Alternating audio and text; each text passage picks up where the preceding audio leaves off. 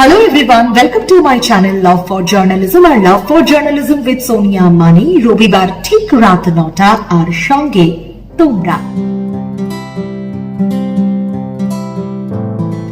আজ আরো একটা রবিবার, আর রবিবার মানে নতুন এপিসোড, আর নতুন এপিসোড মানে তোমাদের প্রশ্নের উত্তর দেওয়ার পালা। কিন্তু আজ কি বিষয় নিয়ে আমরা আলোচনা করব নিশ্চয়ই তোমাদের জানতে ইচ্ছা করছে। আজ এক বোনের প্রশ্নের উত্তর দেব। তার প্রশ্নটা আমাকে অবাক করেছে বইকে। তার মনে হয়েছে, তার মনে নানা প্রশ্ন ঘোরাফেরা করে।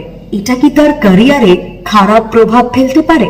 বিশ্বাস করো, তোমাদের এই কোয়েশ্চেন্স গুলো এই বয়সে মাথায় আসতে পারে এটা আমি ভাবতেই পারি না। এবং আমার ভালো লাগে যে তোমরা লাভ ফর জার্নালিজমকে অল্প গুটি কয়েক মানুষের সাপোর্ট করলেও সেই ফ্যামিলিটা আমার কাছে অনেক ইম্পর্টেন্ট, কারণ একটু একটু করে বাড়ছে লাভ ফর জার্নালিজম পরিবার, আর সেটাই আমার কাছে অনেকটা পাওয়া। এবার উত্তরে আসি। একদমই তোমার ক্যারিয়ারের জন্য এটা খারাপ প্রভাব ফেলবে না, এটা আমার মনে হয়। আবারও বলছি, আমি আগেও বলেছি যে আমার যা মনে হয় সেটা আমার মনে হওয়া, আমার সঙ্গে অন্যরা সহমত নাই হতে পারে, কিন্তু আমার মনে হয় তোমার মনে যত কোয়েশ্চেন আসবে সেটা তোমার ক্যারিয়ারের জন্য ভালো। কারণ তুমি কোয়েশ্চেন করছো কি হচ্ছে একটা ঘটনার, কেন হচ্ছে, কোথায় হচ্ছে, কিভাবে হচ্ছে। প্রথম তো কোয়েরি নিজের কাছে করব, তারপর সিনিয়র কারোর কাছে যাব। আগে নিজের সব কোয়েরি করে দেখবো যে কটা কোয়েশ্চেনের আনসার আমি দিতে পারছি, কটা কোয়েশ্চেনের আনসার আমি নিজে পাচ্ছি, কটা কোয়েশ্চেন পারছি না, তারপর আমার সিনিয়রের কাছে যাওয়া। এটা আমার মনে হয়। তাই কোয়েশ্চেন থাকলে অবশ্যই যাবে। যদি সেই সিনিয়র একটু রাগ করে কোনো অসুবিধা নেই, তারপরে সে নিশ্চয়ই খুশি হবে এটা ভেবে যে না, মেয়েটা জানতে চাইছে বা ছেলেটা জানতে চাইছে, কারণ তার জানার আগ্রহ রয়েছে বলে সে জানতে চাইছে। তাই কোয়েশ্চেন যদি তোমার মাথায় আসে তাহলে সেটা কখনোই তোমার ক্যারিয়ারের জন্য খারাপ নয়, বরং ভালো। যদি না ভাবো যে এই ঘটনাটা কেন ঘটছে, কিভাবে ঘটছে, কেন ঘটলো, কোথা থেকে হলো, আগে এ ধরনের ঘটনা ঘটেছে কিনা, তাহলে তোমার মনে এই কোয়েরিজ গুলো না এলে তুমি কিভাবে কাজটা নিয়ে এগোবে, তুমি কি করে স্টাডি করবে? ধরো একটা ঘটনা, তোমার মনে কোনো কোয়েশ্চেন এলো না, হ্যাঁ কবে হয়েছিল একটু দেখে নিই, গুগল করে নিই, তাহলেই হয়ে গেল না। This is not the procedure. এটা একদমই নয়। এটা যদি হয় তাহলে এটা ফাঁকিবাজি। পাতি বাংলা ভাষায় এটা ফাঁকিবাজি। সো এই ফাঁকিবাজিটা তুমি কেন করবে?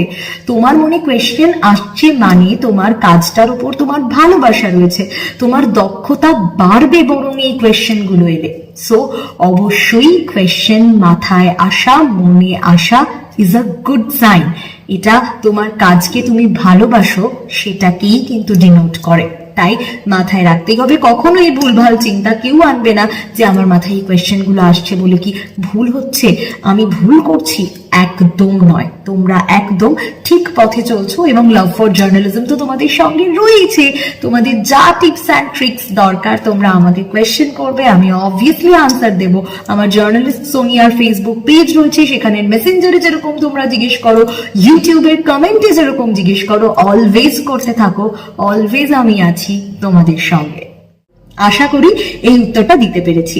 আজকের এই ভিডিওটা আর বড় করব না। তোমরা প্রত্যেকে সুস্থ থাকো, ভালো থাকো এবং অবশ্যই লাভ ফর জার্নালিজমের সঙ্গে থাকো। যদি তোমাদের এই ভিডিওটা ভালো লাগে please do like, comment, share and subscribe করতে ভুলো না, কারণ আমি খুব বেশি বড় ভিডিও করতে চাইছি না। তোমাদের কোয়েশ্চেনের আনসার গুলো আমি ছোট ছোট করে সংক্ষেপে দিতে চাইছি, কারণ এরপর যে ভিডিওগুলো আসবে আমি এক একটা ইন ডিটেল আলোচনা করব। রিপোর্টিং সম্বন্ধে তোমরা জানতে চেয়েছো, রিপোর্টিং এর ভাগ জানতে চেয়েছো, সেই প্রত্যেকটা বিষয় নিয়ে আমরা আলোচনা করব। সো আজকের এই ভিডিওটা ভালো লাগলে আরো একবার বলছি, please do like, comment, share and subscribe করতে ভুলো না লাভ ফর জার্নালিজম।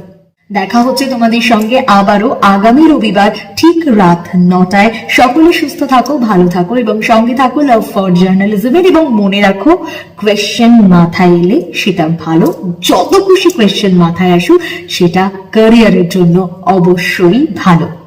তাই দেখা হচ্ছে আবারও আগামী রবিবার ঠিক রাত 9টায়। ততক্ষণের জন্য টাটা।